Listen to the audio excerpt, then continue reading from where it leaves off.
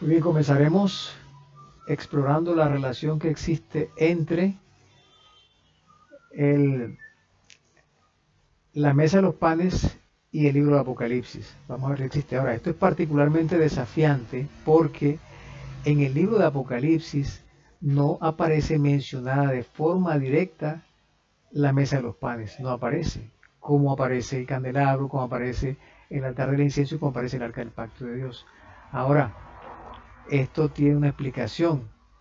La razón por la que la mesa de los panes no aparece en el libro de Apocalipsis es porque realmente la mesa de los panes era un símbolo, así como los otros muebles que están en el Apocalipsis, perdón, en el santuario, eran un símbolo. Y la mesa era un símbolo del trono de Dios. Para poner un ejemplo, en Apocalipsis 1.20 dice que los 7 candeleros en medio de los cuales está Jesús son las 7 iglesias, o sea, simbolizan las 7 iglesias. Solo que en Apocalipsis aparece tanto el símbolo, que es el candelabro, como las iglesias. Eh, pero la mesa de los panes no aparece el símbolo, sino que aparece ahora la realidad como vamos a verlo a continuación. Prestemos mucha atención a esto que viene entonces.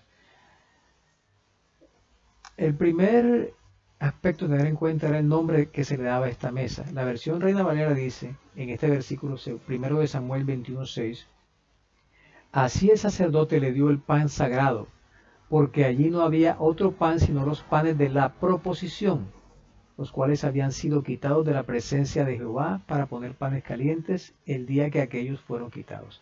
En esta versión se usa el nombre pan de la proposición, es un nombre que no es muy diciente. ¿Qué es eso de pan de la proposición? No es fácil de entender, ¿verdad? Para entenderlo mejor vamos a mirar otra versión de la Biblia. Por ejemplo, bueno, antes de mirar eso, vamos a tener en cuenta que la palabra que se traduce como proposición aquí es un término hebreo que es panim, panim. Y ese término panim, como aparece ahí, significa cara, faz, rostro, presencia, semblante, principalmente cara, rostro, presencia, cara, rostro, ¿verdad?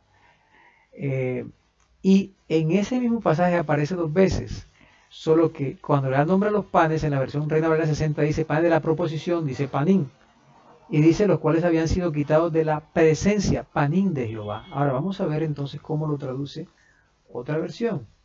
Por lo menos esta versión, nueva versión internacional dice, por tanto el sacerdote le entregó a David el pan consagrado, ya que no había otro, era el pan de la presencia.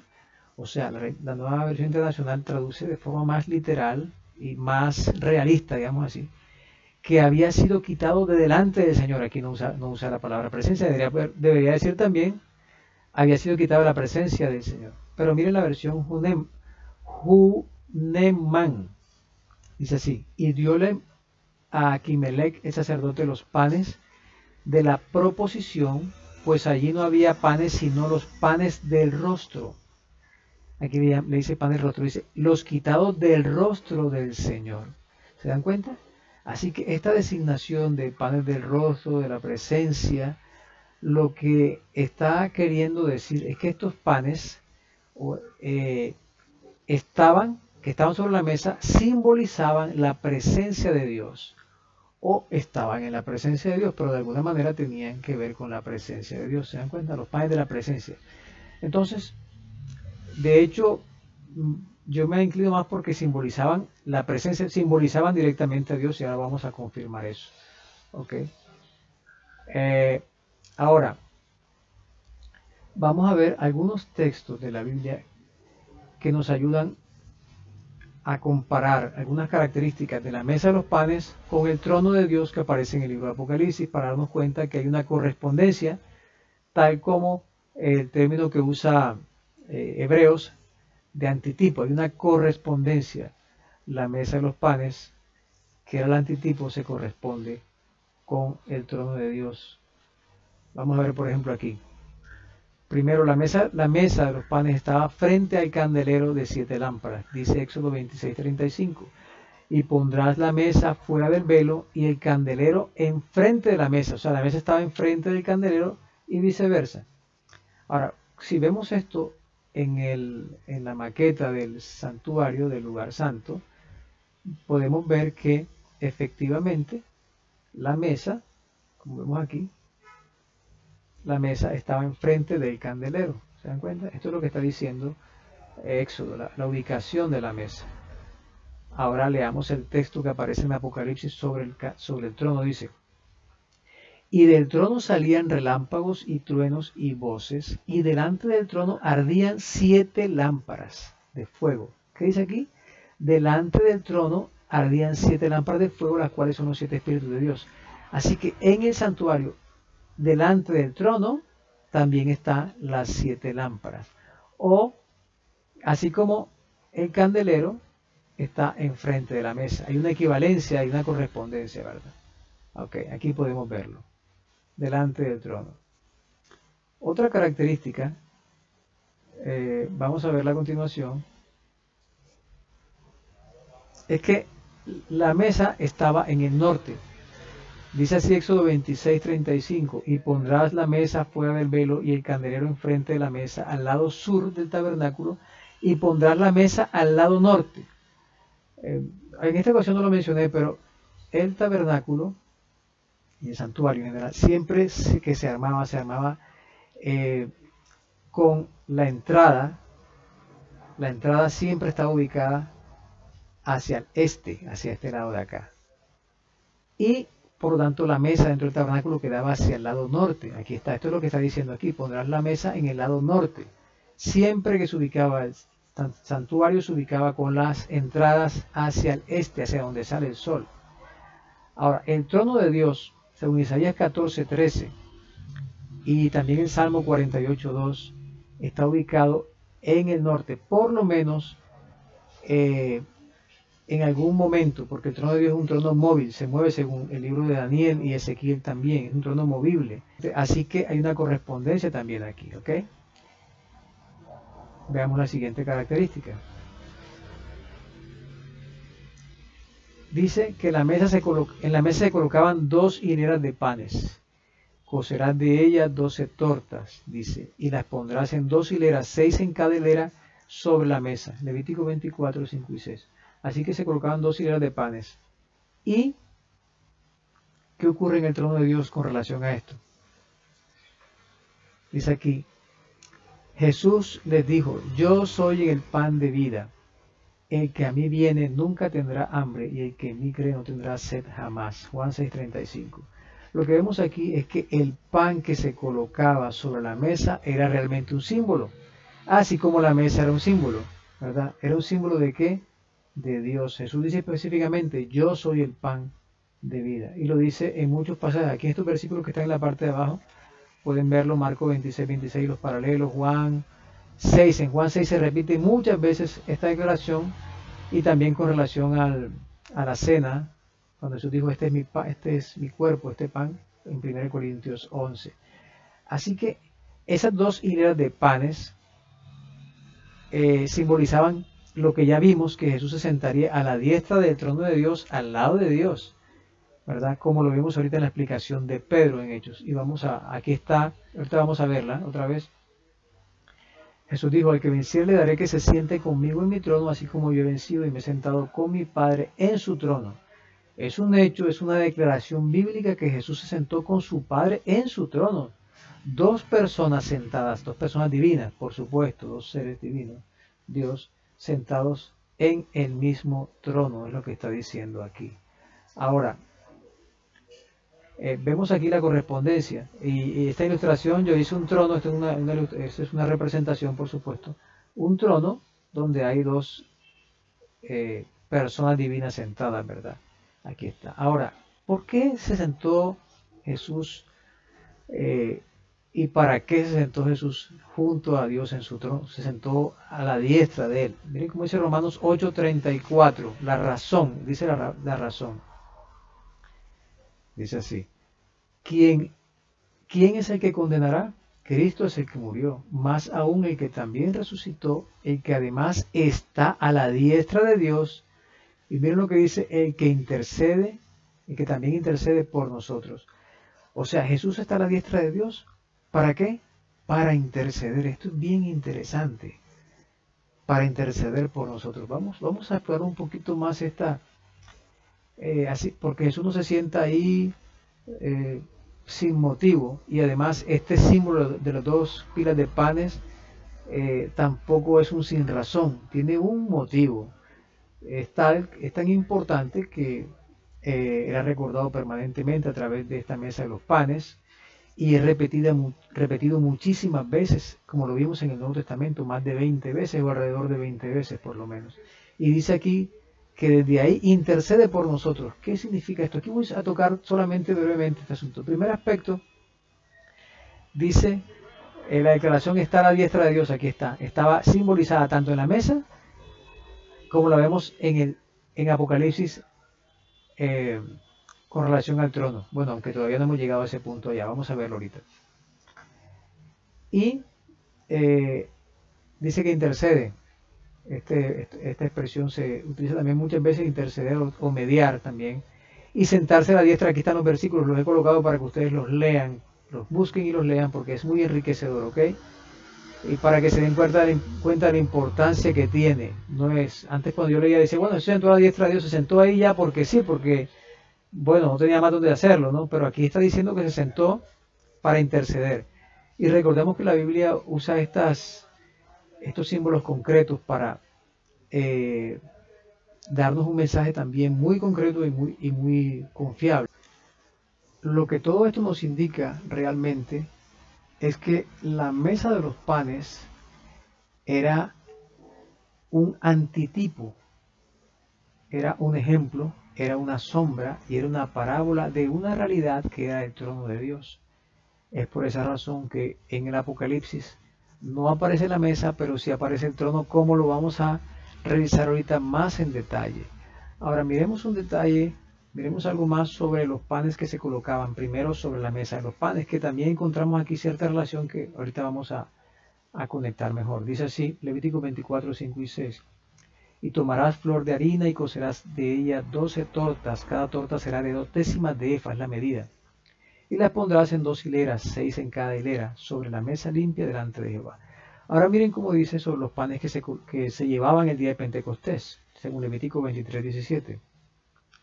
El día de Pentecostés traeréis 2 panes para ofrenda mecida que serán de 2/10 de efa. ¿Se dan cuenta? Era la misma medida. De flor de harina cocidos con levadura como primicias. Esas 2/10 de efa equivalen más o menos a 4 kilos. Lo que quiere decir que con levadura, aunque era harina integral, pero eran panes de 4 kilos, son panes grandes, no eran panes pequeños, no cabe aquí en la cámara como ampliar mi mano, pero eran panes grandísimos. Aquel que ha hecho panes sabrá que 4 kilos es bastante para un pan. Pero lo que quiero resaltar aquí es la conexión la relación entre estos panes que estaban en la mesa y los panes de Pentecostés. Y ahorita vamos a explorar otras relaciones, otras conexiones más. Ahora, hay otros aspectos a resaltar aquí. Uno es que estos panes que se llevaban en Pentecostés eran panes con levadura, algo que no se utilizaba en la primera fiesta de la Pascua y de panes sin levadura, justamente como se les llama por lo menos en español. Eran panes sin fermentar y sin levadura. Estos panes sí tenían levadura. ¿Por qué razón? Este detalle. Y también eran panes, como dice aquí, de primicias. ¿Ok? A lo que regresaremos más tarde. Lo interesante es que la Biblia, o sea, los símbolos en la Biblia son abundantes y tienen un objetivo, por supuesto. Miren cómo dice en el versículo 19, hablando también de Pentecostés, dice que además de los panes ofreceréis un macho cabrío por expiación, y 2 corderos de 1 año, dice en sacrificio de ofrenda de paz. Mucha atención, porque cuando hablamos de Pentecostés en Hechos, solamente nos enfocamos en el descenso del Espíritu Santo, en hablar en lenguas. Pero hay detalles sobre esta fiesta que aparecen, no aparecen en Pentecostés, pero que están especificados en el Antiguo Testamento, en este caso en Levítico. Por ejemplo, se ofrecían 2 panes con levadura, que eran primicias, y se ofrecían unos animales como ofrenda de paz. Esto es bien interesante. Ahora miren lo que viene. La única vez que Levítico detalla que se usan panes con levaduras tiene relación con esto. Miren cómo dice aquí. Con tortas de pan leudo, o sea, con tortas de pan con levadura, presentará su ofrenda en el sacrificio de acciones de paz. Lo que está diciendo aquí es que el pan leudo, cuando un pan tenía levadura, es un pan que se identifica como una ofrenda de sacrificio de paz, que coincide con el versículo 19 de Levítico 23 sobre la fiesta de Pentecostés, que dice que los corderos eran un sacrificio de ofrenda de paz. Lo que esto quiere decir es, lo que Dios quiere mostrarnos aquí, es que los panes ofrecidos en Pentecostés, los panes de primicias y los corderos usados eran una ofrenda de paz. Mucha atención con esto, ¿no? Porque si recordamos, Jesús había resucitado 50 días antes y había sido la Pascua unos días más de eso, ¿verdad? Así que esta escena de aquí no se trata específicamente de el sacrificio de Jesús. Sí tiene como base el sacrificio, pero es algo diferente, tiene que ver con una ofrenda de paz. Así que yo coloqué este texto que dice, para Jesús poder sentarse a la diestra de Dios en su trono como sumo sacerdote del santuario celestial, debía presentar una ofrenda de paz o de reconciliación, por cuanto el pecado había separado a la humanidad de Dios y ahora Él se sentaría con el Padre como Dios hombre. Escuchen bien, este es un detalle muy interesante. Recordemos, Jesús siendo Dios se hizo un ser humano, pero la humanidad, y se hizo ser humano precisamente para pagar la deuda del ser humano que tenía con su vida, con su muerte, y la pagó en la cruz, al morir sin haber pecado. Pero la humanidad estaba enemistada con Dios, como dicen muchos textos en la Biblia que hoy no los voy a leer y ustedes lo saben bien. Dice, por cuanto todos pecaron y han sido destituidos de la gloria de Dios. Así que, pero ahora Jesús se va a sentar con el Padre, pero se va a sentar como ser humano, porque Él se hizo un ser humano. Y como ser humano no podía sentarse sin primero reconciliar a Dios con la humanidad. Miren este texto en Juan 17:5. Jesús dijo en su oración, ahora pues, Padre, glorifícame a tu lado, o tú al lado tuyo, con aquella gloria que tuve contigo antes de que el mundo fuese. Jesús oró para sentarse con el Padre como estaba sentado antes. Sin embargo, ahora se iba a sentar como un ser humano, como dice Hebreos, porque ciertamente no socorrió a los ángeles, sino que socorrió a la descendencia de Abraham, por lo cual debía de ser en todo semejante a sus hermanos. ¿Para qué? Para venir a ser misericordioso y fiel sumo sacerdote. Para Jesús poder sentarse como sumo sacerdote, hombre, al lado de Dios con la gloria que tuvo antes, Él tenía que presentar una ofrenda de reconciliación. Por eso es lo que dice el texto bíblico. Esa es la función de la ofrenda de paz. Porque la humanidad estaba enemistada. Ahora, alguien puede decir, bueno, pero si Jesús pagó con su muerte el pecado, Él podía sentarse al lado del Padre. Podríamos decir, posiblemente sí, porque no había pecado y Él podía sentarse. Él no estaba enemistado con Dios. Pero es que aquí se habla de una ofrenda de paz. O sea, era solo Él el que estaba dispuesto a vivir ahora conforme a los principios del reino. Ya no era un humano en rebelión. O existían más seres humanos que también querían ya no vivir en rebelión, que querían no vivir de acuerdo al pecado que entró cuando Adán y Eva pecaron, sino que ahora también quieren. Existe un grupo de personas que también quieren reconciliarse con Dios. Esa es la ofrenda que Jesús trae aquí, que estaba simbolizada en la ofrenda. Por eso dice que eran panes de primicias, como vimos ahorita, ¿ok? Esta es una verdad demasiado maravillosa, pero es lo que está diciendo. Estos panes que se ofrecían en Pentecostés eran panes de primicia, eran una ofrenda de reconciliación. Así que cuando Jesús se sienta a la diestra de Dios, es una expresión de reconciliación entre Dios y la humanidad, porque ahora Jesús es el representante de la humanidad.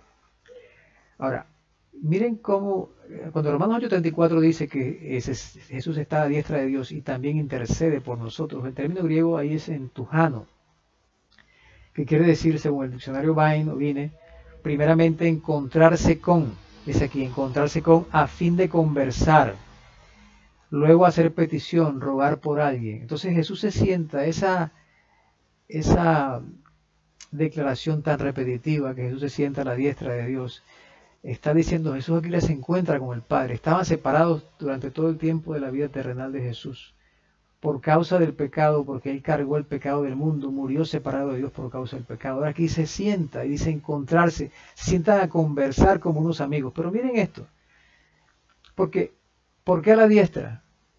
Cuando exploramos en la Biblia el uso de esta palabra, encontré un detalle interesante. ¿Por qué se sienta a la diestra? En el trono hay dos sentados a la diestra para interceder. Cada cosa en la Biblia tiene su importancia, ¿no?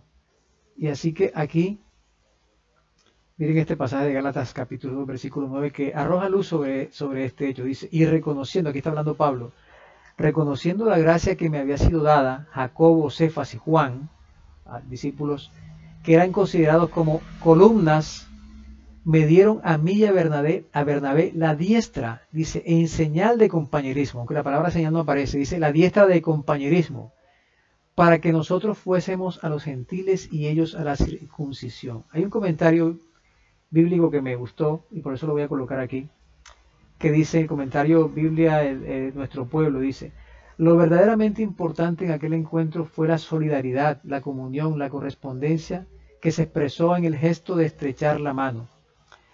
Aquí, cuando dice que Jesús se sienta a la diestra, podemos imaginar la escena. Es una ceremonia y una escena de reconciliación entre Dios y la humanidad.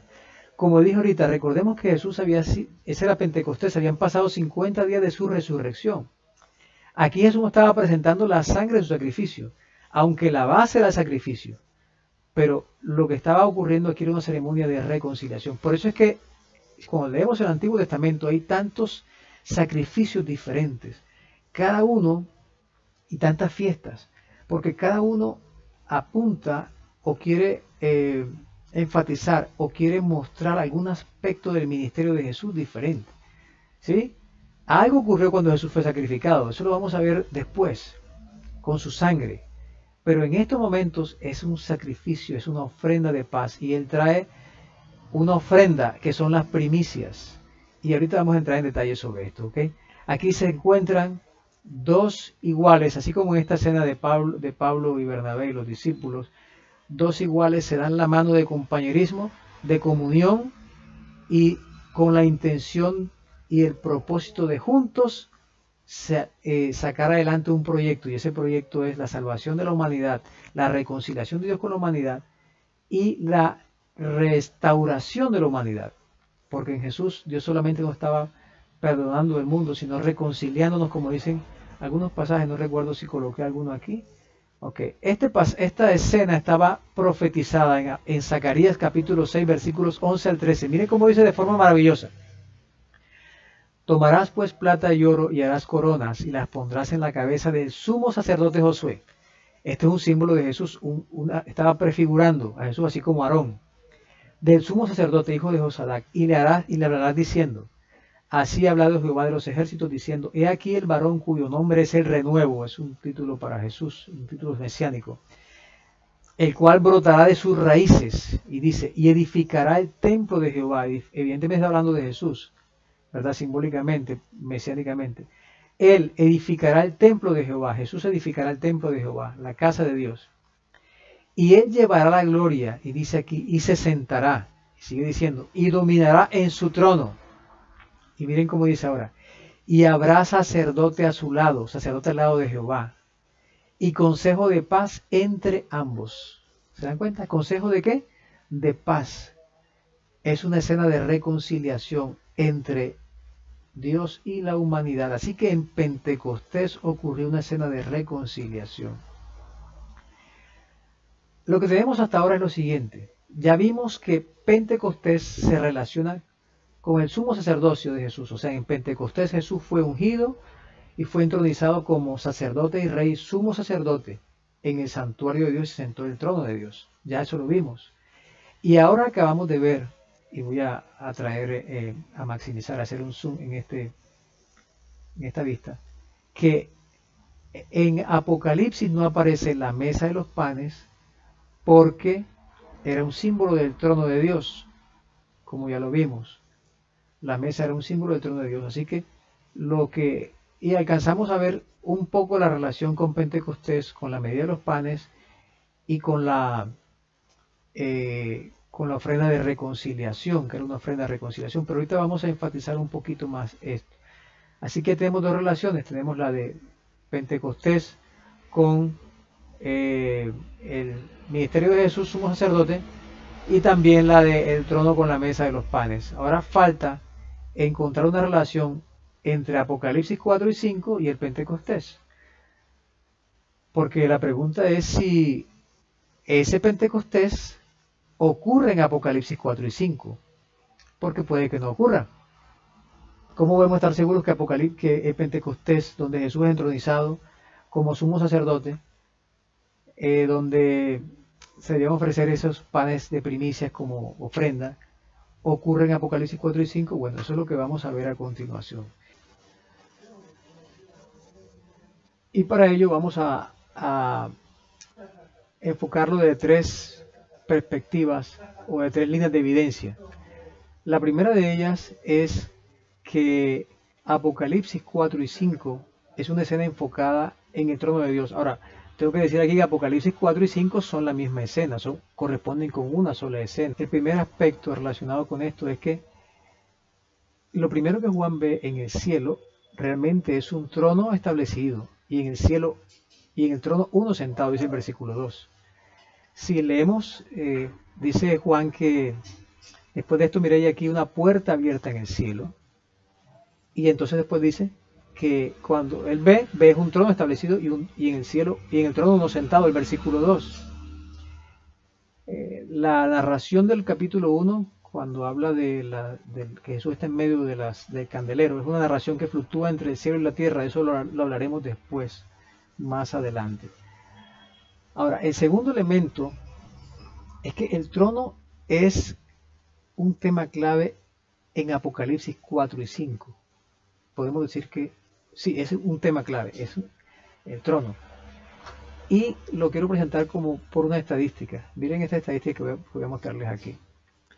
Resulta que la palabra trono aparece 61 veces en el Nuevo Testamento. 61 veces en el Nuevo Testamento, la palabra trono. Y de esas 61 veces, 46 aparecen en el libro de Apocalipsis. Y solo 15 aparece en el resto de los libros del Nuevo Testamento, los 26 libros restantes. ¿Sí? Y 46 veces con una equivalencia del 75% en un solo libro. Esto es bien interesante. Así que la palabra trono aparece en el libro de Apocalipsis mayoritariamente en el Nuevo Testamento. Y la segunda estadística es que de todas las ocurrencias que aparecen en Apocalipsis,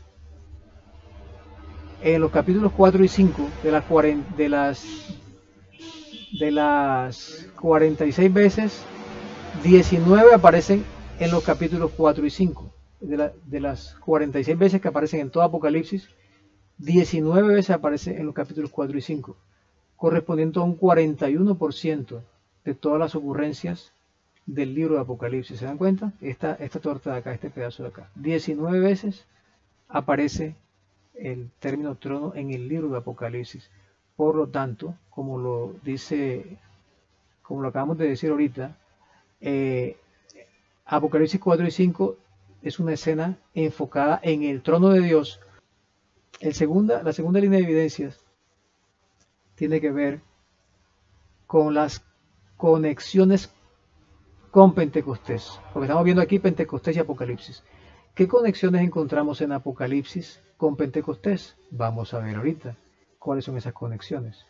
Primero, la primera vez que Juan ve a Jesús en el santuario, dice que está en medio de los 7 candeleros.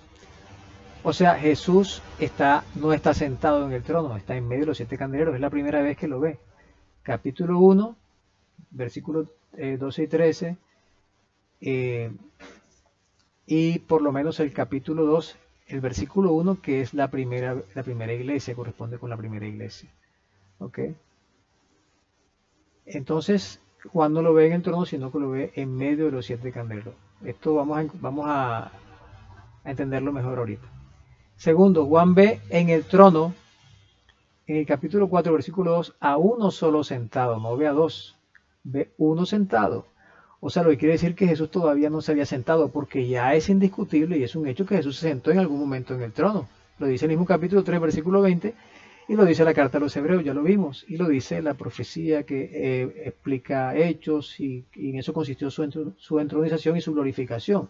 Así que cuando Juan lo ve, cuando Juan ve el trono del capítulo 4, ve a uno y especifica, y uno sentado en el trono. ¿Ok?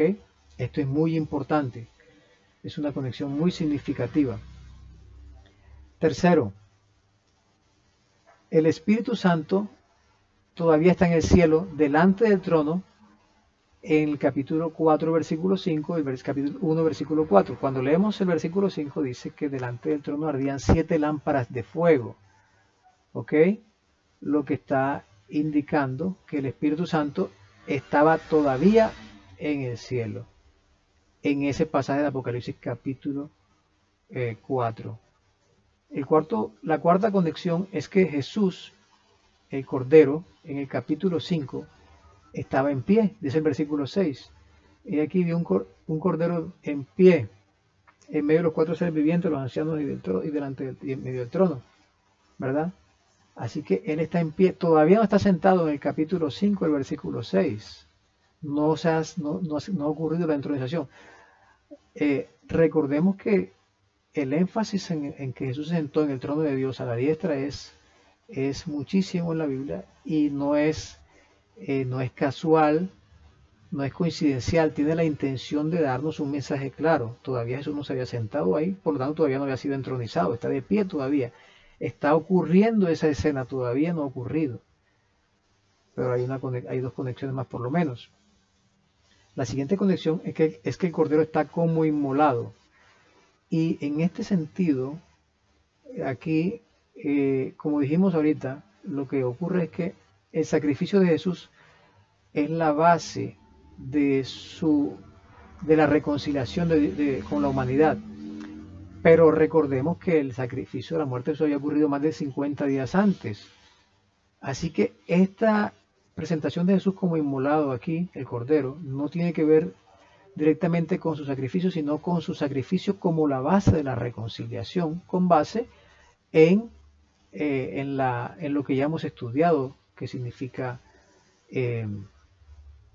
la ofrenda de Pentecostés, por supuesto, y viendo estas conexiones que están aquí, ¿verdad? La siguiente conexión es que en el versículo 6 es que el Espíritu Santo es enviado por toda la tierra. O sea, ocurre un cambio, algo ocurre en ese momento. Primero en el capítulo 4, versículo 5, capítulo 1, versículo 4 está delante del trono, pero en el versículo 6 es enviado por toda la tierra. Generalmente ese solo versículo es suficiente para conectar Apocalipsis 5, 6 con Pentecostés, pero aquí estamos viendo muchas más conexiones. Y ahorita vamos a ver otras más. Vamos a ver otras más en la tercera línea de evidencia que viene a continuación. Ok, la tercera línea de evidencia que viene a continuación es que en Apocalipsis 5 especialmente, bueno, 4 y 5 realmente, pero 5, hay un lenguaje específico y profético de entronización, muy significativo. Miren, por ejemplo, el primero dice que Jesús está ahí como el león de la tribu de Judá. Recuerdan que el anciano le dice, no llores, a Juan, no llores. He aquí el león de la tribu de Judá, la raíz de David, ha vencido para abrir el libro y desatar sus 7 sellos. Entonces dice, el león de la tribu de Judá. ¿Por qué usa esa terminología? ¿Por qué no usa otra? Evidentemente, vamos a verlo, tiene una intención. Miremos, por ejemplo, este pasaje que se encuentra en Génesis, capítulo 49, 9 al 12, dice, Cachorro de león es Judá. Estas son palabras de Jacob respecto a sus hijos. Dice, se echó como león, así como león viejo. ¿Quién lo despertará? Y dice, no será quitado el cetro de Judá. El cetro aquí, según Ezequiel 19:14, es un instrumento del rey. Ni el legislador de entre sus pies, hasta que venga Silo, y a él se congregarán los pueblos. Evidentemente, por la descripción que se hace aquí de este Silo que se menciona, se congregarán los pueblos, y del cetro, está hablando del Mesías, ¿verdad? Y relaciona al Mesías con Judá, al Mesías rey. Pero hay más evidencia bíblica, más conexiones. Dice en Mateo 2 al 6, cuando los reyes de Oriente fueron a visitar a Jesús que había nacido, dijeron, ¿dónde está el rey de los judíos que ha nacido? Oyendo esto, el rey Herodes se turbó y preguntó, ¿dónde había de nacer el Cristo?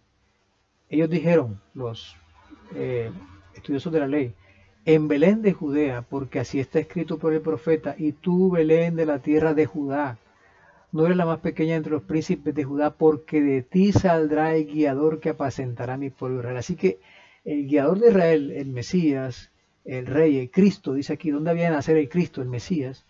Nacería en Judá, o sea, de la tribu de Judá vendría, porque de Judá venía el reino, o el reino estaba relacionado con Judá. Y ahora en Hebreos, que es la carta que habla específicamente del sumo sacerdocio de Jesús, de su entronización como tal, miren cómo dice, Hebreos 7, 12 y 14, porque cambiado el sacerdocio, necesario es que también haya cambio de ley, porque manifiesto es que nuestro Señor vino de la tribu de Judá. Miren la declaración específica, está diciendo que ese sumo sacerdote debía venir de la tribu de Judá, y dice, y esto es más manifiesto aún si a semejanza de Melquisedec, y Hebreos dice que Melquisedec era sacerdote y rey, o rey y sacerdote. Entonces está diciendo que este rey sacerdote, sumo sacerdote, vendría de la tribu de Judá, ¿verdad? Entonces, y sabemos que el Mesías vendría, como ya lo leímos, no sé si aparece aquí, no. Ahora, bueno, en esta parte aparece, ya lo vamos a leer. El segundo elemento que también se conecta con este, y dice que el cordero es de la raíz de David. Recuerden que el anciano lo dijo, no llores. He aquí el león de la tribu de Judá, la raíz de David. Entonces, este es un lenguaje también profético de reino, de entronización. Y ya leímos esto, que lo usa el apóstol Pedro para la explicación. Dice, se os puede decir que del patriarca David que murió y fue sepultado, pero siendo profeta y sabiendo que con juramento Dios le había jurado que de su descendencia en cuanto a la carne levantaría al Cristo, para que se sentase en su trono. O sea, la mención aquí de Jesús como la raíz de David no es casual. Está conectando a ese cordero con el descendiente de David y la raíz y el linaje de David, que también, dicho sea de paso, era de la tribu de Judá, ¿verdad? Entonces a este Jesús Dios le ha hecho Señor y Cristo. Así que la mención en el capítulo 5 establece que era una ceremonia de entronización, y todavía está entronizado. Dice que está de pie y justo va a ocurrir la entronización, solo que el lenguaje que usado en la Biblia es, como mencioné ahorita, no está tan específico para Dios motivarnos a acabar y a descubrir esa verdad y a proteger esa verdad que no fuera corrompida por el enemigo. El tercer punto del lenguaje profético de entronización dice, Jesús ha vencido para abrir el libro y desatar sus 7 sellos. Y en este punto Jesús mismo conectó el vencer con el sentarse en el trono. Él dijo, al que vencer le daré que se siente conmigo en mi trono, así como yo he vencido y me he sentado con mi Padre en su trono. Como consecuencia de vencer, Jesús se sentó en su trono, en el trono de Dios, así que es lenguaje de entronización. El cuarto punto es que Jesús tomó el libro del pacto de la mano derecha del que estaba sentado en el trono, dice el texto de Apocalipsis 5:7. Bueno, el pacto está entre paréntesis, ¿no? Ahí dice solamente tomó el libro. Pero lo que ocurre aquí realmente es que Jesús, en esta ceremonia de entronización, estaba prefigurado que el rey debía recibir el libro del pacto cuando se sentara en el trono. Miren cómo dice Deuteronomio 17, 14 al 20. Cuando hayas entrado en la tierra que Jehová tu Dios te da y digas, pondré un rey sobre mí, como todas las naciones que están en mis alrededores, ciertamente pondrás por rey sobre ti al que Jehová tu Dios escogiere. Y cuando se siente sobre el trono, lo puse en rojo para conectarlo con sentarse en el trono a la diestra, se siente en el trono de su reino, entonces escribirá para sí un libro una copia de esta ley. Escuchen bien.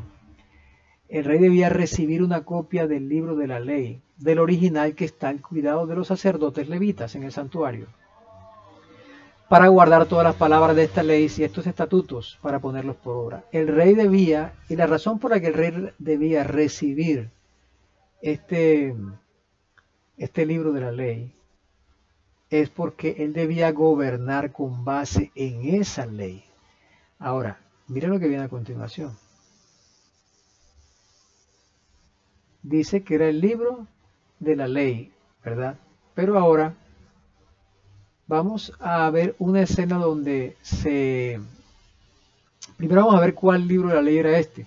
Vamos a ver esto primero. Dice así, Deuteronomio 31, 25 al 26. Dio órdenes Moisés a los levitas que llevaban el arca del pacto de Jehová, diciendo, tomad este libro de la ley y ponedlo al lado del arca del pacto de Jehová, vuestro Dios, y esté allí por testigo contra ti.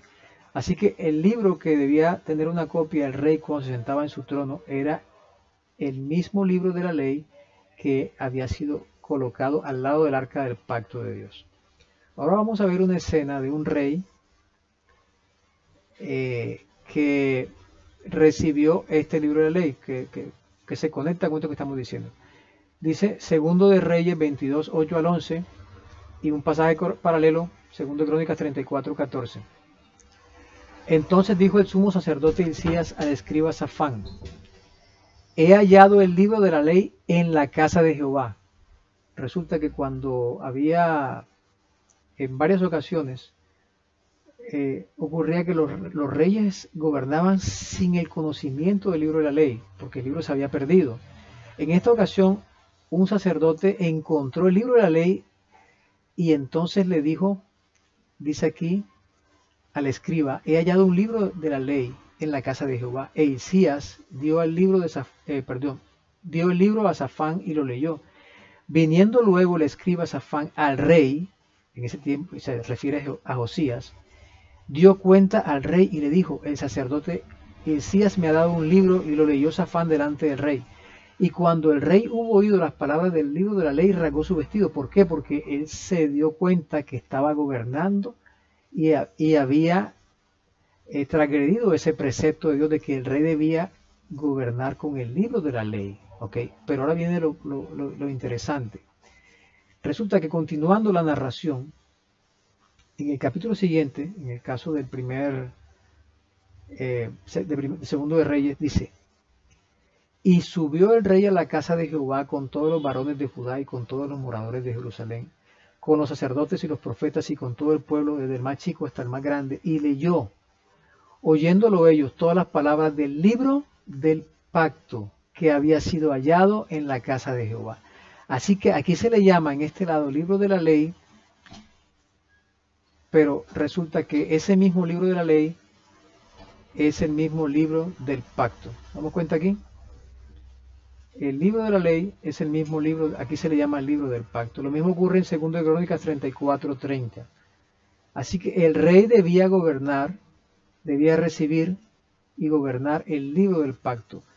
En ese contexto podemos entender que el libro del rollo que recibe el Cordero es el libro del pacto correspondiente con su entronización.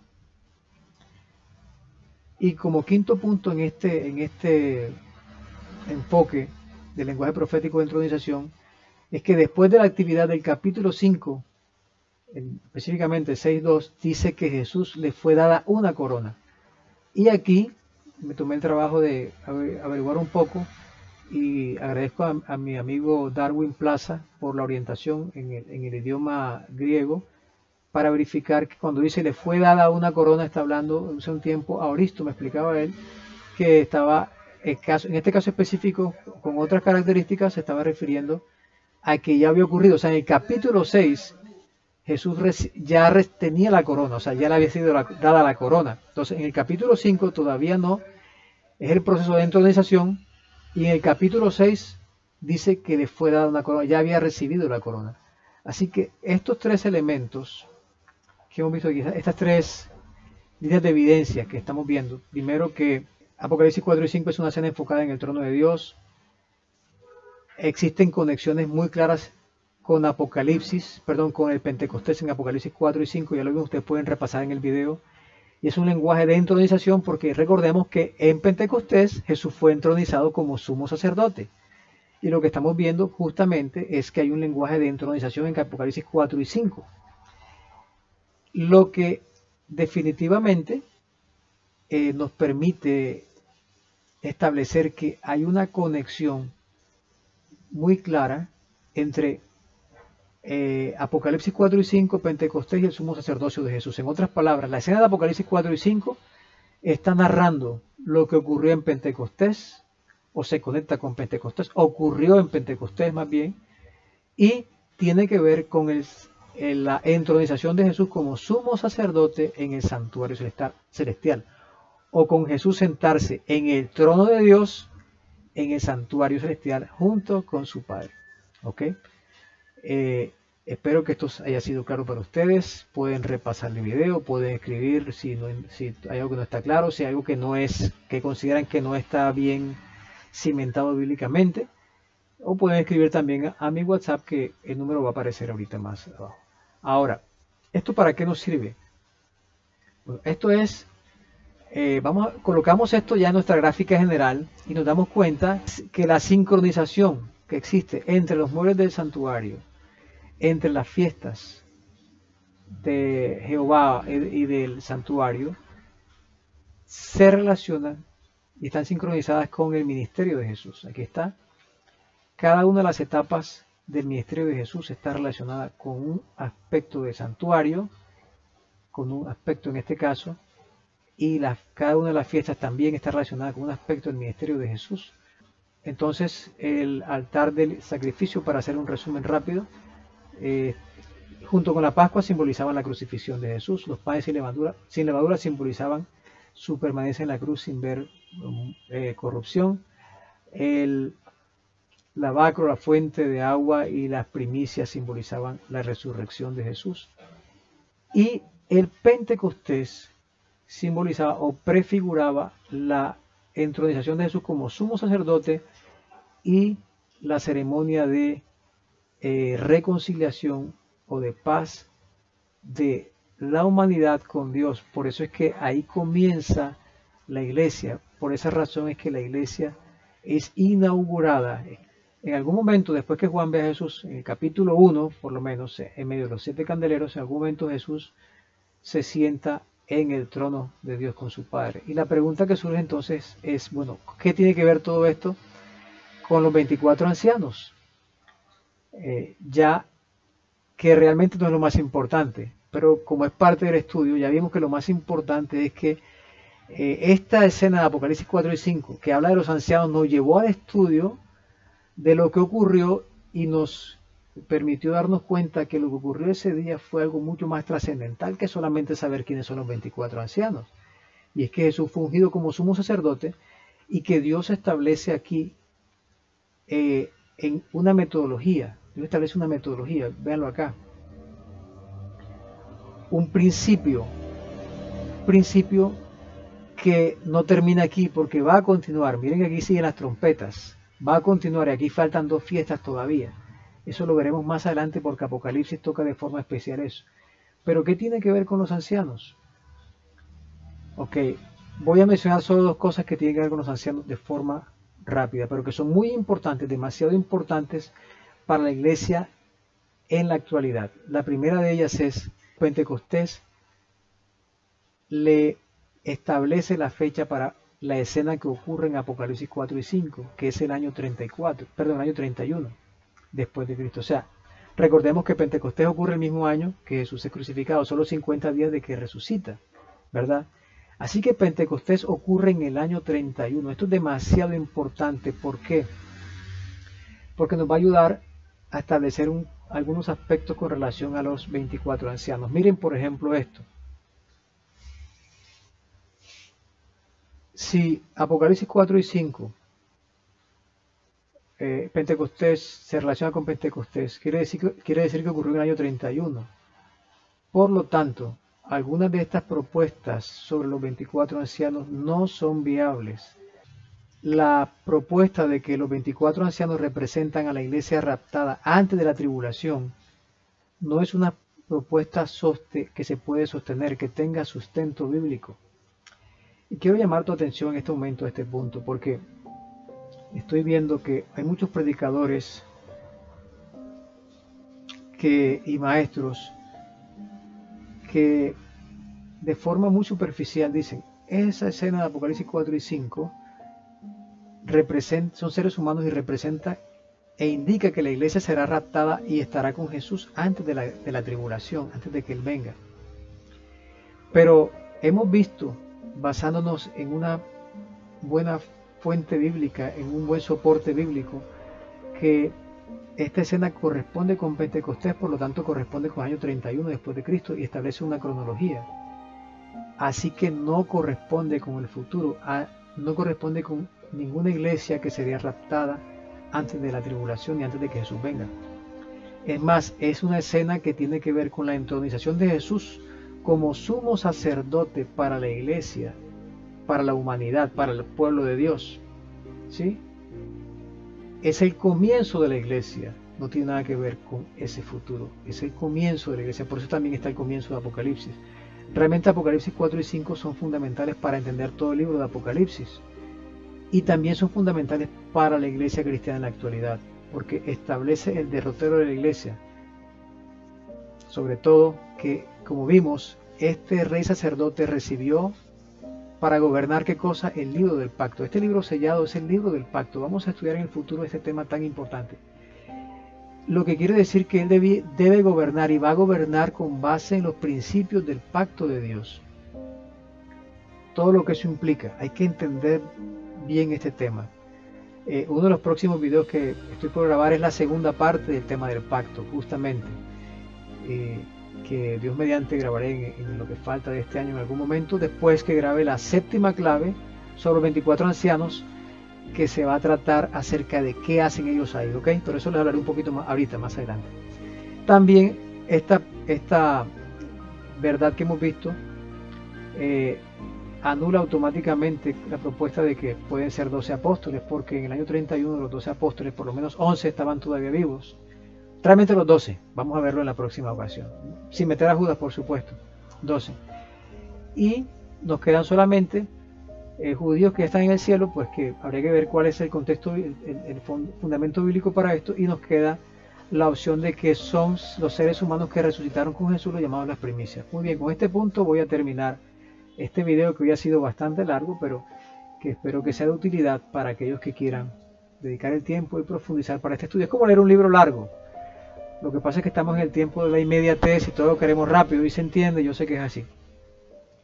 Dicho sea de paso, en esta etapa de este ministerio que estoy realizando sobre Apocalipsis, hago videos largos porque quiero hacer estudios completos, ¿no? Pero en un futuro, cuando, si Dios lo permite, cuando haya completado una serie de temas que abarquen todo Apocalipsis, ya voy a hacer temas más cortos, secciones, incluso diarias y todo eso. Pero ahorita son estudios completos porque yo estoy estudiando para poder entender y poder compartir con ustedes primero. Esa es la razón por la que lo hago así. Así que si te llama la atención, pues tú te dedicarás el tiempo necesario. Ahora, el segundo aspecto que se relaciona con los ancianos es que tanto en Pentecostés como en el día de las primicias se presentaban primicias, ofrendas de primicias. Aquí vemos de este lado derecho de sus pantallas, Levítico 23:10 dice, cuando entréis en la tierra que yo os doy y seguéis allí la mies, su mies, llevaréis al sacerdote una gavilla como primicias de vuestra cosecha. ¿Ok? Aquí en esta fiesta de primicias de aquí, relacionada con los panes sin levadura, con la Pascua, se llevaba una primicia al sacerdote. Pero también en Pentecostés, aquí estamos viendo, dice, ya lo habíamos leído, de vuestras habitaciones traeréis 2 panes para ofrenda mecida, también era una ofrenda mecida, cocidos con levadura, también como primicias. ¿Cuál es la diferencia? Para esta primicia de acá se usa la palabra hebrea resit, que quiere decir lo principal, lo primero, cabeza. O sea, esta primicia de aquí era algo seleccionado, no específicamente lo primero, sí de la cosecha, al inicio de la cosecha, pero era algo seleccionado de esa cosecha, y aquí se refería a la cosecha de la cebada principalmente. En cambio acá, bikur, primicia sí quiere decir primeros frutos, y aquí se refiere al trigo. Eran primicias ambas, pero eran un poco diferentes. En una era algo seleccionado, en la otra era lo primero, y una era cebada, la otra era trigo, ¿verdad? En una era grano y el otro era el pan elaborado con el grano.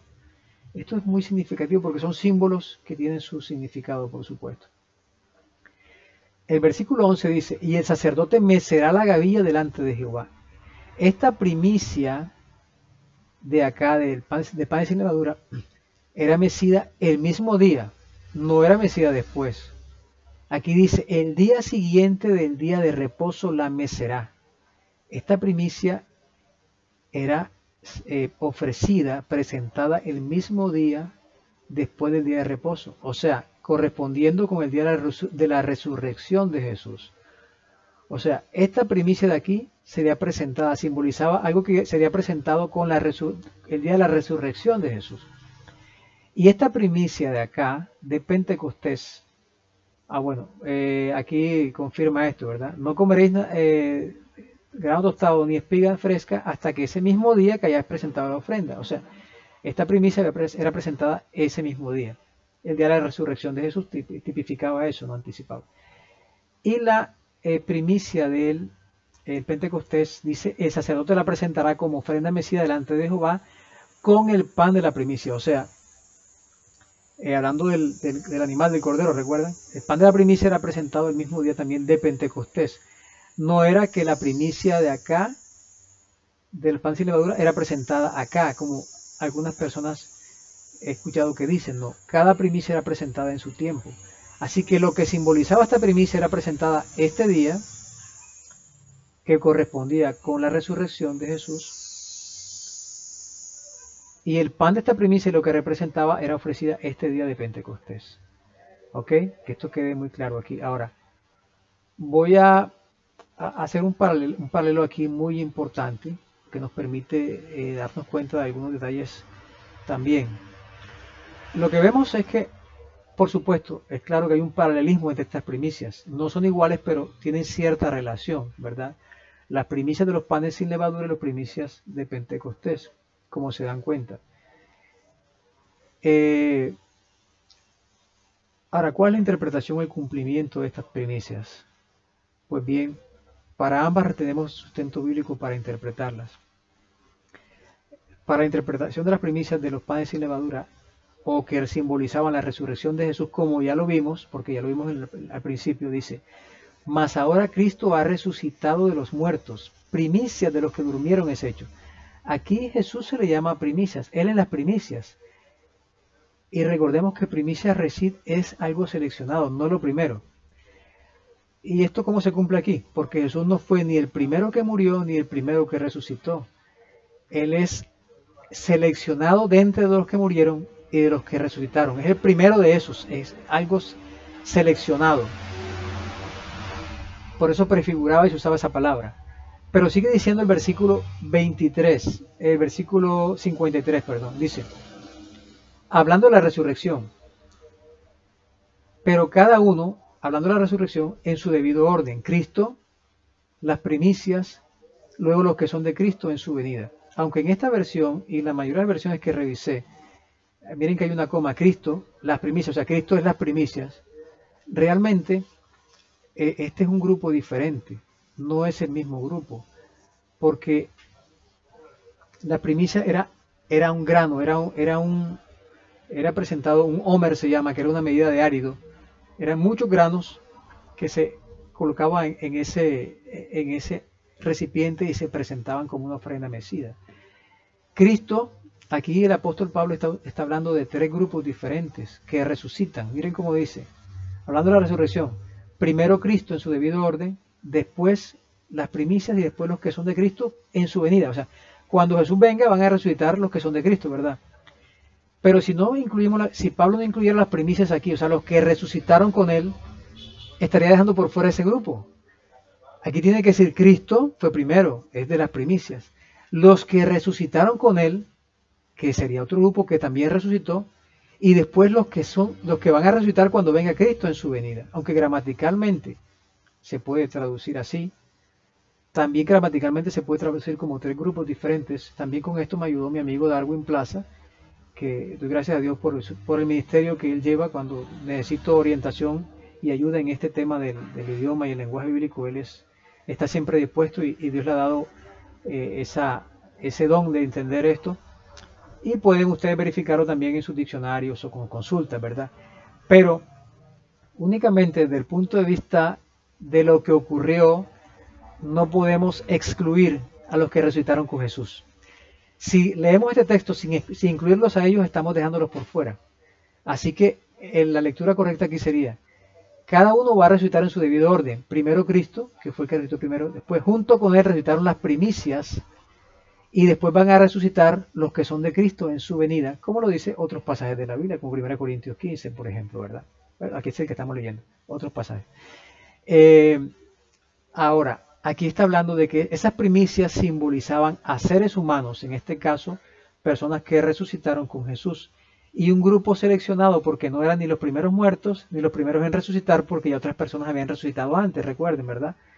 Ustedes saben, Jesús resucitó a varias personas, y antes de Jesús resucitó Moisés, resucitaron otras personas más.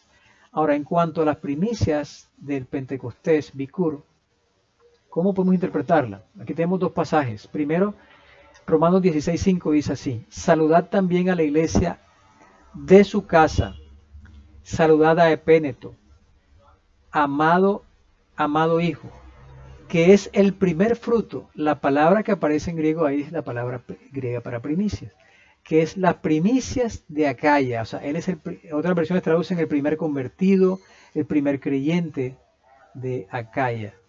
Y hay otro versículo más, y se encuentra en 1 Corintios 16:15, dice, hermanos, ya sabéis que la familia de Estéfanas es las primicias de Acayas. Ahora, ¿cuál es la diferencia entre estos dos versículos? En que uno habla de una persona y el otro habla de un grupo. Pero ambos son primicias, son personas. En este caso, primeros creyentes acá, los primeros creyentes de cierto lugar, o sea, las primicias se refieren a los primeros creyentes, y acá, o los primeros frutos de la obra de Jesús, y en este caso los primeros resucitados. Pero también se puede referir a un grupo selecto de los que creyeron en Jesús, pero hay un aspecto clave aquí, y es el siguiente, miren esto. En estas primicias del pan sin levadura, o recit, estas primicias prefiguraban un grupo escogido de entre los primeros que creyeron en Cristo, pero por medio de los símbolos del primer pacto, pero que ya habían muerto. O sea, estos creyeron en Jesús a través de símbolos.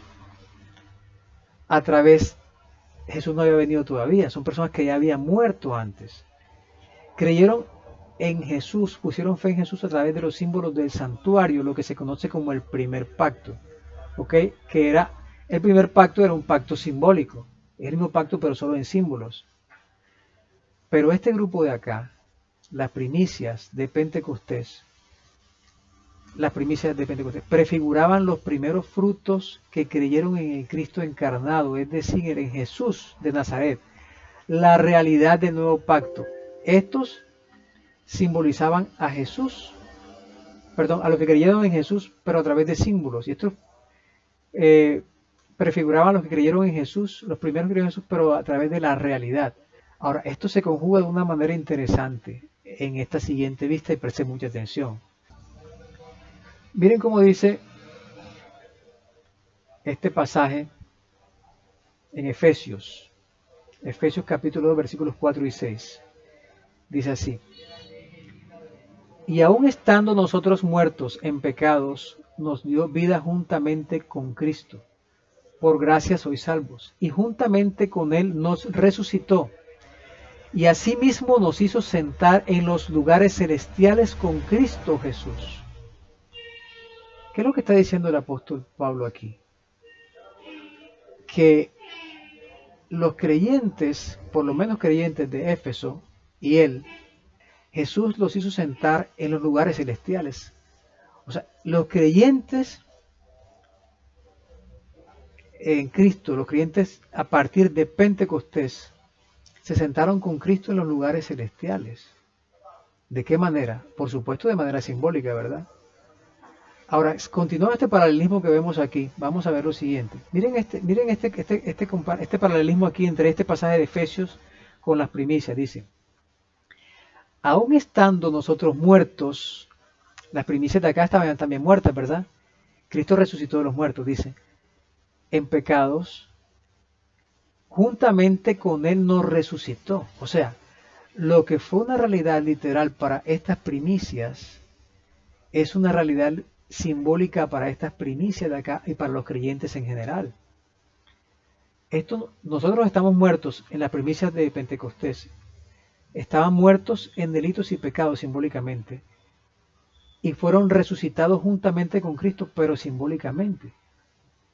¿Sí? Tiene una conexión con las primicias que estaban muertas literalmente y fueron resucitados literalmente. Literalmente, ¿verdad? Hay una correlación, un paralelismo. Ahora, si tenemos este paralelismo aquí, ¿será que hay alguna relación entre que las primicias primeras se sentaron también en el trono? Ahora alguien podría preguntar, bueno, pero este pasaje de Efesios no habla de las primicias. Y yo te voy a decir que sí, ¿sabes por qué? Porque en el libro de Apocalipsis, la primera iglesia que aparece es la iglesia de Éfeso. Y la iglesia de Éfeso fue la iglesia que Dios tomó para simbolizar a la iglesia del primer periodo en el Apocalipsis. La iglesia de Éfeso literal, en primera instancia, es a la que se le aplica el mensaje a la primera iglesia de Apocalipsis, que es la iglesia de Éfeso. Por lo tanto, es la iglesia primera, es la iglesia de las primicias. La iglesia que surge después de Pentecostés, a raíz de Pentecostés. Simbólicamente hablando, porque es el símbolo que usa el Apocalipsis. Por lo tanto, aquí está hablando Pablo de las primicias y hay esa relación. Ahora miren, aquí voy a completar el paralelismo. Miren este paralelismo que aparece aquí. Y lo he marcado para que quede más claro. Estas primicias de acá ejercieron fe en Jesús, en Cristo, el Mesías, en el primer pacto. Figurado simbólico. Y estas primicias de acá ejercieron fe en Jesús, en Cristo encarnado, en el nuevo pacto literal.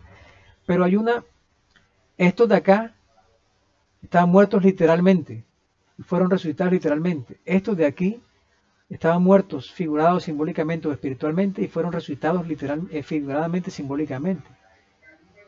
Y se sentaron con Cristo figuradamente, simbólicamente. Lo que vemos aquí que hay un intercambio. Estos que creyeron en el Jesús a través de símbolos recibieron un resultado literal. Y estos que creyeron en Jesús literalmente reciben lo mismo, pero de forma simbólica o figurada. No sé si logran captar el punto. Me gustaría que lo miraran con calmita y lo procesaran. ¿Ok? Con calmita. La pregunta que surge aquí es, si este grupo de acá estaban muertos en delitos y pecados simbólicamente, fueron resucitados simbólicamente y se sentaron con Cristo simbólicamente y son paralelos a este grupo que estaban muertos literalmente, fueron resucitados literalmente, ¿será que estos de acá se sentaron literalmente en tronos o no? Como yo lo veo, con base en todo lo que hemos visto hasta ahora, con base en que los 24 ancianos son seres humanos y que corresponden con las primicias que resucitaron junto con Jesús, que fueron presentadas como ofrenda por Jesús. De paso, recordemos que esa ofrenda era presentada el mismo día después del día de reposo. O sea, el mismo día que Jesús resucitó, presentó esas primicias realmente. Debía presentarlas según el símbolo, debía presentarlas el mismo día. Por lo tanto, ellos debían estar en el cielo antes del Pentecostés. Y si no fue así como algunos piensan, 40 días después Jesús asciende al cielo. Así que 40 días después Jesús pudo haber ido y ascendió con esas primicias. Las primicias estaban antes del Pentecostés ya con Jesús en el cielo. Solo que en Pentecostés ocurre la ceremonia. Y con esa base bíblica, siendo que no hay más textos que relacionen a los ángeles con tronos, ni con coronas, ni con nada como hemos visto, ni a seres creados de otros mundos, lo más probable es que estas primicias de acá, que literalmente estaban muertos y resucitaron, también literalmente se sentaran con tronos en Jesús. Es lo más probable y eso es lo que yo pienso. Un buen amigo me dijo, pero eso es evidencia de que es así. Yo le dije, bueno, la verdad es que eso no puede demostrarse. Solo que no existe ninguna opción, ninguna posición, ninguna propuesta diferente que tenga más sustento bíblico que esta. Para mí sí es así.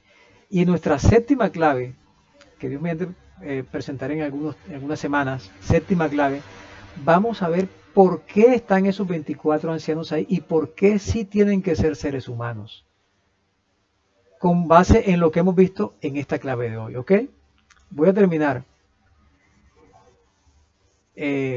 diciendo que una de estas primicias era de grano, la primicia de Reshit, la que se presentaba en los panes sin levadura, y otra era de pan. ¿Por qué? ¿Qué quiere decir esto? ¿Y qué tiene que ver con lo que estamos viendo hasta ahora? ¿Saben? Me llama mucho la atención y me emociona y me impacta lo maravilloso que es la palabra de Dios. Los símbolos son sencillos pero profundos y muy dicientes y también muy claros, nada difusos, ¿no? Las primicias de panes sin levadura eran grano suelto, era un homer de grano suelto que se presentaba, simbolizaba a los que resucitaron con Jesús cuando Él resucitó y que ascendieron con Él al cielo y se sentaron con Él en tronos. Pero ¿cómo se sentaron las primicias de Pentecostés con Jesús en tronos? De forma simbólica, ¿saben? El grano de la primicia de Pentecostés, que era trigo, era molido y era elaborado en pan. ¿Y a quién simboliza el pan? A Jesús. Así que la primicia era presentada en Jesús. Así que cuando Jesús se sentó en el trono con el Padre, las primicias se sentaron con Él en el trono. Eso simboliza que el trigo de la primicia era con el que se elaboraba el pan. Así que en Jesús, estas primicias se sentaron con Jesús en el trono. Y en Jesús, según esto, creo que también nosotros estamos sentados con Él en el trono. Quiero decirte algo para terminar. La escena de Apocalipsis 4 y 5 nos muestra algo supremamente maravilloso, y es que corresponde con la entronización de Jesús, su exaltación, su glorificación como sumo sacerdote sentado a la diestra de Dios. Y vimos que eso significa que se sentó para reconciliar a la humanidad con Dios a través de un compañerismo. El Padre y el Hijo se unen para garantizar la victoria sobre el pecado de la humanidad, para sostener a su iglesia a través de la historia, para darnos el Espíritu Santo, para fortalecernos en medio de las pruebas. Y es muy significativo porque identificar a Jesús como el sumo sacerdote, como el rey sacerdote, como la cabeza de la iglesia, como el rey que gobierna con base en el pacto de Dios, es fundamental para que la iglesia tenga un rumbo definido, tenga el rumbo que Dios quiere que tenga. El enemigo nos ha engañado haciéndonos creer que nosotros somos el enemigo y a ponernos a pelear entre nosotros, y también a darle más importancia a la denominación que a Dios y a su palabra. Pero el libro de Apocalipsis es un libro maravilloso porque coloca sobre la mesa cuáles son los temas más importantes realmente. En este caso, la dirección pero el sumo sacerdote Jesús como la cabeza de la iglesia es un punto muy importante. ¿Quién es la cabeza de la iglesia en este tiempo? ¿Eres tú? ¿Es el pastor? ¿Es el sacerdote? ¿Quién es? ¿A quién sigues? ¿A quién seguimos? ¿Y sobre qué base? ¿Sobre ideas humanas o sobre el pacto de Dios? ¿Y qué significa eso? Muy pronto, Dios mediante, estaré grabando la segunda parte del tema del pacto, que es un tema maravilloso. Antes tendremos la oportunidad de compartir con ustedes la séptima clave y última de los ancianos, que tiene que ver, como ya lo he mencionado, con lo que hacen los ancianos con Jesús en ese lugar. Y lo digo porque quiero invitarte a que sigas estudiando este maravilloso libro Apocalipsis, que compartas estos estudios con alguna persona que tú conozcas, que sabes que le gusta o que necesita, con tu iglesia. También quiero invitarte a que ores por este ministerio, pero también quiero invitarte a que consideres la posibilidad de hacer una donación económica para nosotros poder seguir adelante con esta labor tan importante, tan valiosa. Si así lo consideras, en la descripción hay unos datos de contacto, datos de cuentas, o me puedes escribir a mi WhatsApp, como tú prefieras. Pero te animo a que lo hagas. En este mundo y en este tiempo hay plata para todo. Van a vender alguna reliquia de un personaje histórico y pagan miles de dólares por unas prendas, pero la obra de Dios sufre por falta de recursos. Así que si te parece importante este material, valioso, útil, no tengas duda y apóyanos con tu donación, con tu ofrenda, que será de gran bendición para muchas personas. Pero terminemos con una oración, oremos. Gracias, Padre amante y bueno, por tu santa palabra, pero gracias también por Jesucristo, nuestro amante Salvador, el sumo sacerdote, Rey, la cabeza de esta iglesia, Señor, que fue ungido, que fue el único que pudo reconciliar a la humanidad contigo, dando su vida, Señor, y ofrendándose ella a nosotros, porque hay un grupo de personas que queremos vivir de acuerdo a tu reino, los principios de tu reino, Señor, que no queremos ser parte del pecado, que no queremos vivir bajo el reino del pecado ni del mal, Señor. Dirígenos, conduce a cada persona que quiera conocer tu verdad a encontrarla, Señor. Permítenos entregarte nuestras vidas, permítenos difundir este evangelio eterno a otras personas, para que muchas personas sean salvas, que es lo más importante, y tu propósito de salvación y el propósito de la venida de Jesús y su crucifixión, su muerte en la cruz, se cumpla en cada uno de ellos, Señor. Gracias por tu amor. Toma nuestras vidas para ti. Gracias porque en Jesús podemos estar en tu presencia, en el trono de la gracia. Todo lo pedimos y agradecemos en el nombre de Jesucristo, nuestro amante Salvador y sumo sacerdote en el santuario celestial. Amén, Señor. Amén. Hasta la próxima.